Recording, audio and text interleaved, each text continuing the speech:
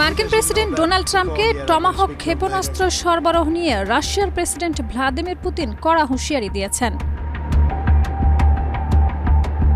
Putin বলেন, যদি ইউক্রেনকে এই দীর্ঘ পাল্লার ক্ষেপণাস্ত্র দেওয়া হয় তাহলে মস্কো ওয়াশিংটনের সম্পর্ক মারাত্মকভাবে ক্ষতিগ্রস্ত হবে। দুই নেতার মধ্যে প্রায় 2.5 ঘণ্টার ফোনালাপে সতর্কবার্তা জানানো হয়। এছাড়াও তারা ইউক্রেন সংঘাত ও ভবিষ্যৎ শান্তি আলোচনা নিয়ে বিস্তৃত আলোচনা করেন। 17 অক্টোবর সংবাদ মাধ্যম TRT ওয়ার্ল্ড এই তথ্য প্রকাশ করেছে।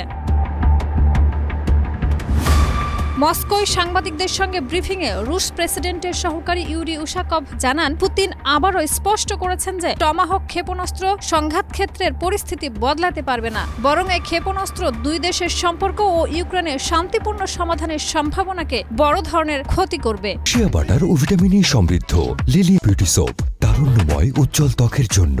রিমার্ক। উশাকভ বলেন, দুই নেতার ফোনালাপ খুবই গুরুত্বপূর্ণ ছিল।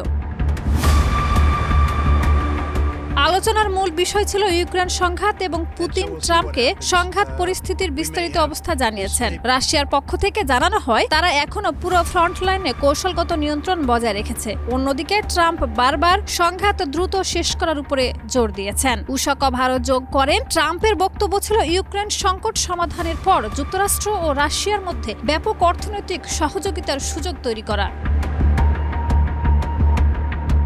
দুই নেতার মধ্যে সরাসরি সাক্ষাতের সম্ভাবনা নিয়ে আলোচনা হয় এবং পরবর্তী বৈঠকের জন্য প্রস্তুতি নেওয়ার সিদ্ধান্ত হয়। সম্ভাব্য বৈঠক স্থল হিসেবে হাঙ্গেরির বুদাপেস্ট উল্লেখ করা হয়। পুতিন ও ট্রাম্পের সর্বশেষ মুখোমুখি সাক্ষাৎ আগস্ট মাসে আলাস্কায় হয়েছিল, যেখানে শান্তি আলোচনার অগ্রগতি থেমে যায়। এরপর ট্রাম্প ন্যাটো মিত্রদের সমন্বয় করে রাশিয়ার উপরে চাপ বৃদ্ধি করার পরিকল্পনা নিয়েছেন। ফোনালাপের পর ট্রাম্প তার ট্রুথ সোশ্যাল প্ল্যাটফর্মে জানান, তিনি ও পুতিন বুদাপেস্টে সাক্ষাৎ করে যুদ্ধ শেষ করার বিষয়ে আলোচনা করবেন।